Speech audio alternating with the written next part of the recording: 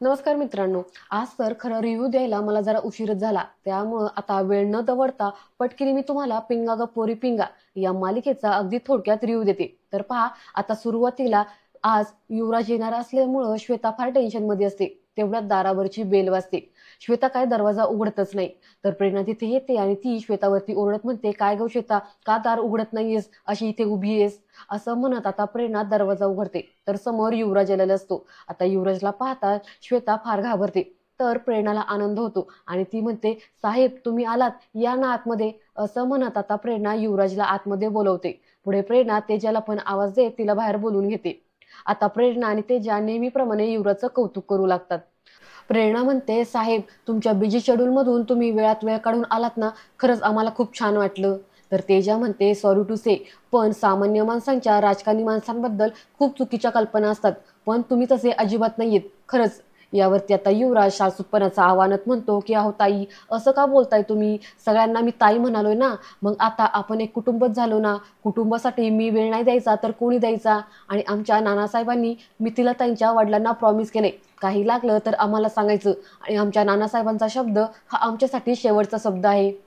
पुढे आता युवराज मिठूला भेटण्यासाठी आतल्या खोलीमध्ये जातो. त्याच्यासोबत प्रेरणा आणि तेजा पण जातात. तर श्वेता दारातच उभं राहून यांचं बोलणं ऐकत असते. प्रेरणा म्हणते, "गो मिठू, तुला भेटायला कोण आलंय पाहिलं का? युवराज साहेब स्वतः आले तुला भेटायला. मी तुला बोलले होते ना, साहेबांनीच मला फास्ट फूड सेंटर ओपन करून दिलंय. आणि मिठू, तुझी केस लढायला सुद्धा यांनी आपल्याला खूप मदत केली. बघ तरी एकदा." आता युवराज म्हणतो, "अहो ताई, काय बोलताय तुम्ही? हे भावाचं कर्तव्य आहे." पुढे तो मिठूला म्हणतो, की "मिथिलाताई, ओ मिथिलाताई, आता लवकर बरं व्हायचं हां. आम्ही सगळे तुमच्या लवकर बरं होण्याची वाट बघतोय. अहो सगळ्यांना आतुरता लागलीये." असं म्हणत आता तो पुढे श्वेताकडे पाहतो. आता श्वेता फार घाबरलेली असते. ती इकडे-तिकडे पाहते आणि मागं सरकते आणि हॉलमध्ये निघून जाते. तेजा म्हणते, "ही अशी काय? हिला काय झालं? अचानक का निघून गेली?" तर युवराज म्हणतो, "एक शक्यता आहे. काय आहे, कदाचित त्यांना मिथिलाताई शुद्धीवर यावं असं वाटत नसेल. एनिवेज तुम्ही प्लीज मिथिलाताईंची काळजी घ्या आणि काही लागलं तर मला सांगा.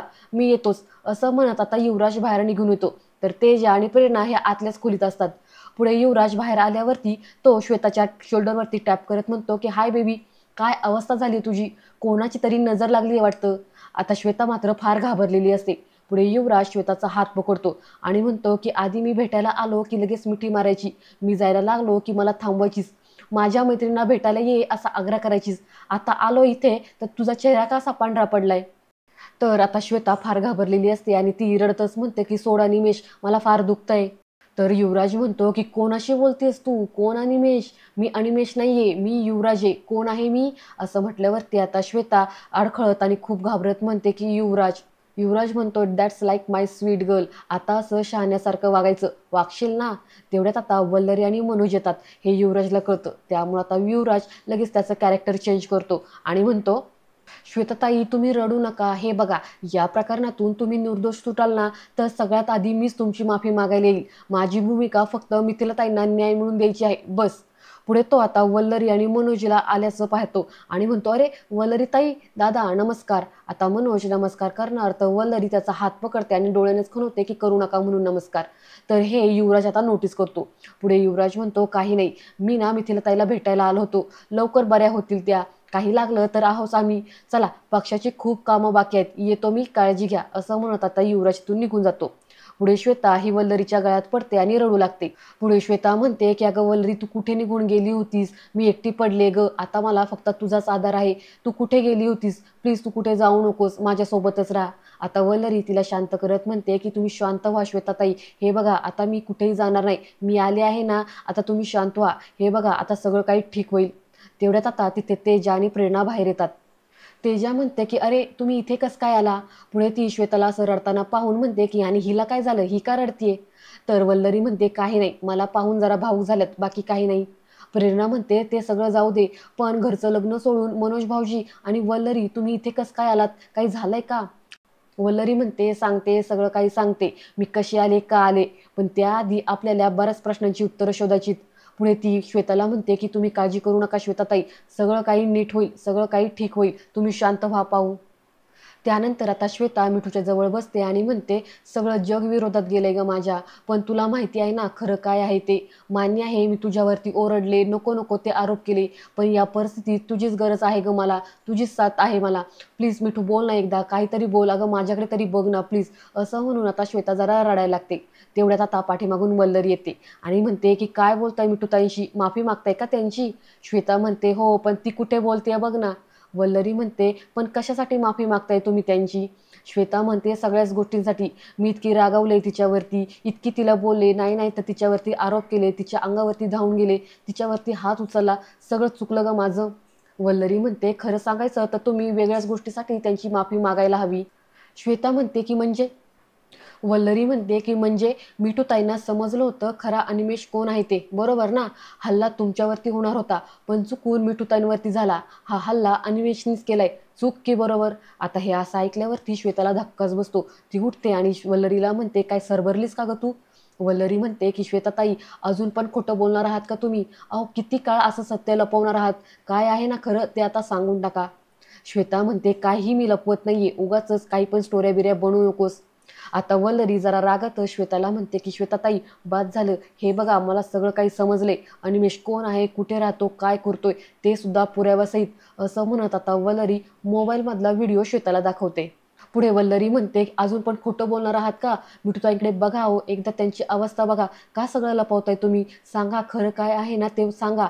तुम्हाला कोणालाही घाबरायची गरज नाही, आम्ही सगळ्याजणी आता तुमच्या सोबत आहे. काय खरं आहे ना ते एकदाच सांगून टाका.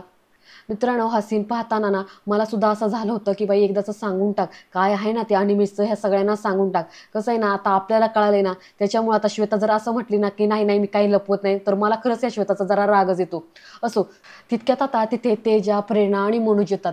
आता श्वेता फायनली खरं काय आहे ते सगळ्यांसमोर सांगते.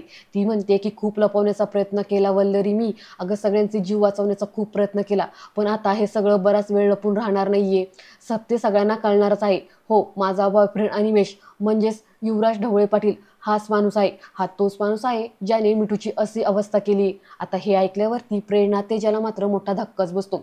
पुढे श्वेता सांगू लागते की हा तोच माणूस आहे ज्याने मिठूच्या बाबांना हॉस्पिटलमध्ये पैसे दिले आणि जस्टिस फॉर मिठूचा नारा लावलाय. हा तोच माणूस आहे ज्याने प्रेरणाला फूड सेंटर काढून दिलं, मदत केली. एक नंबरचा नीच भयंकर गुंड माणूस आहे हा युवराज ढवळे पाटील. त्यानंतर आता आपण असं पाहतो की बाहेर श्वेताला बसवलं जातं, का तर मिठू समोर तमाशा नको म्हणून. तर आता प्रेरणा सुरू होते आणि ती रागात श्वेताला म्हणते, तुझं ना श्वेता खरंच डोकं फिरले, विश्वास बसलाय आता माझा या गोष्टीवर. काही बोलत असतेस तू, किती चांगला आणि भला माणूस आहे तो, खूप लोकांना मदत करतात ते, आणि तू असले घाणेरडे आरोप करतेस त्यांच्यावर.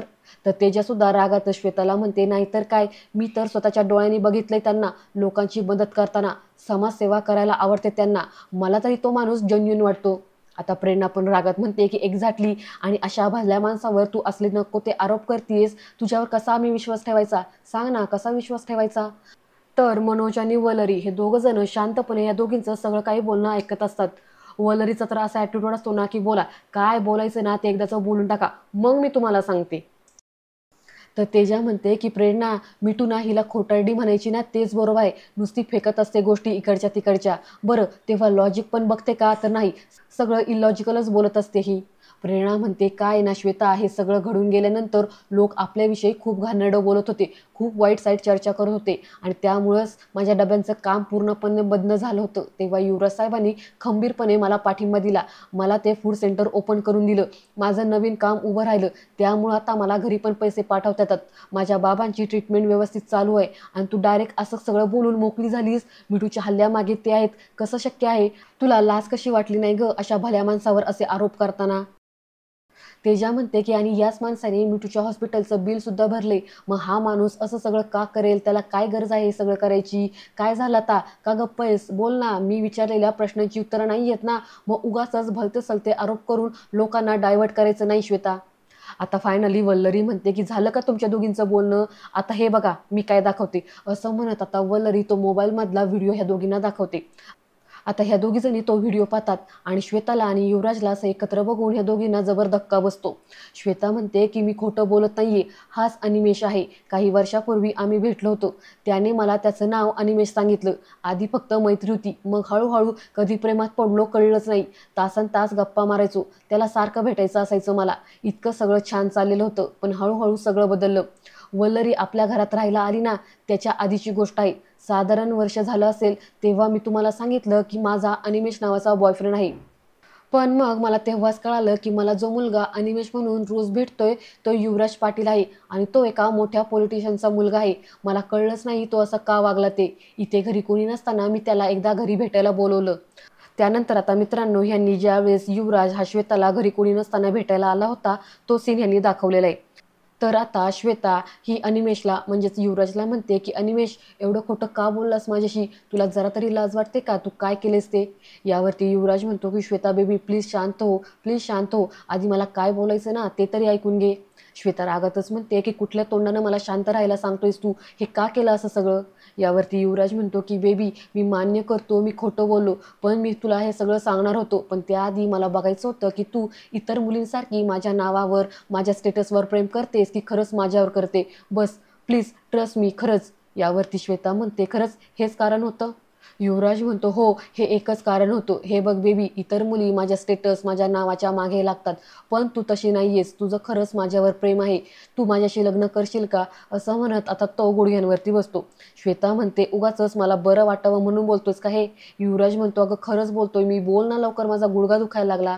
आता यावरती श्वेता लाजते आणि त्याच्या जवळ येते. युवराज तिला मिठीत घेतो आणि म्हणतो अगं तुझ्याशी लग्न करायची स्वप्न बघतोय मी.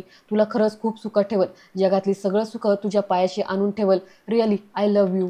पुढे युवराज म्हणतो की हे बघ, लग्नानंतर तुला हवं ते मी आणून देईल. तुझं आयुष्य तुझ्या हिशोबाने तू जगशील. मला फक्त तूच पाहिजेस. We are made for each other. त्यानंतर आता ह्यांनी असं दाखवलंय की इकडे श्वेता हे सगळ्यांना सांगते की पण त्या दिवसानंतर तो हळूहळू मला आवडायला लागला. मला सुरुवातीला असं वाटायचंय की तो खरंच खूप कामात बिझी असेल, फोन उचलत नसेल, मेसेजला रिप्लाय करत नसेल, खरंच कामात असेल. पण नंतर लक्षात आलं की तो मला मुद्दामून टाळत होता. आता हे सगळं कळल्यावरती सगळ्यांनाच धक्का बसतो. आणि मित्रांनो, आजचा हा भाग इथेच संपतो. हा भाग तुम्हाला कसा वाटला ते मला कमेंटद्वारे नक्की कळवा आणि पुढील भाग पाहण्यासाठी चॅनलला सबस्क्राईब करा. धन्यवाद.